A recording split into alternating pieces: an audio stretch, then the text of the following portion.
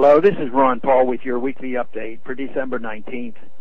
The economic establishment in this country has come to the conclusion that it is not a matter of if the United States must intervene in the bailout of the euro, but simply a question of when and how. Newspaper articles and editorials are full of assertions that the breakup of the euro would result in a worldwide depression and that economic assistance to Europe is the only way to stave off this calamity. These assertions are yet again more scare-mongering, just as we witnessed during the depths of the 2008 financial crisis. After just a decade of the euro, people have forgotten that Europe functioned for centuries without a common currency.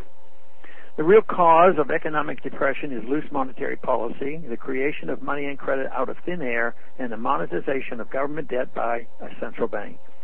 This inflationary monetary policy is the cause of every boom and bust, yet it is precisely what political and economic elites, both in Europe and the United States, are prescribing as a resolution for the present crisis. The drastic next step being discussed is a multi-trillion-dollar bailout of Europe by the European Central Bank, aided by the IMF and the Federal Reserve. The euro was built on an unstable foundation.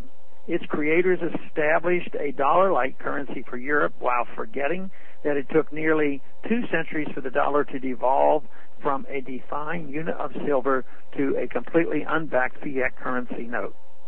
The euro had no such history and from the outset was a purely fiat system. Thus, it is not surprising to followers of Austrian economics that it barely survived a decade and is now completely collapsing.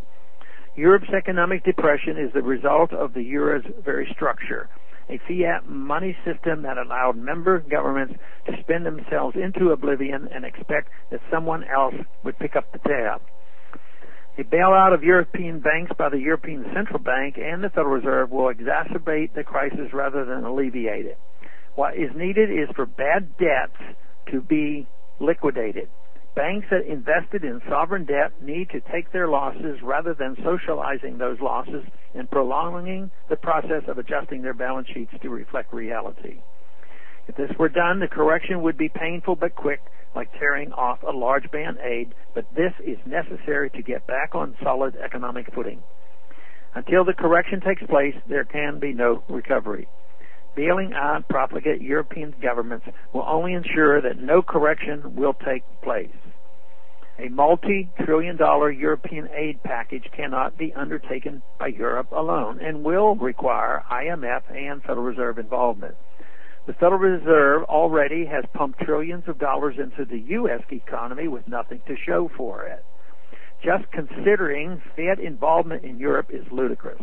The U.S. economy is in horrible shape precisely because of too much government debt and too much money creation, and the European economy is destined to flounder for the same reasons. We have an unsustainable amount of debt here at home. It is hardly fair to U.S. taxpayers to take on Europe's debt as well. That will only ensure an accelerated erosion of the dollar and a lower standard of living for all Americans. Thanks for calling this update. A new update is placed on this number, 888-322-1414, every Monday. The written text can be found on my website, www.house.gov/Paul, under the heading Texas Straight Talk. Thanks for calling.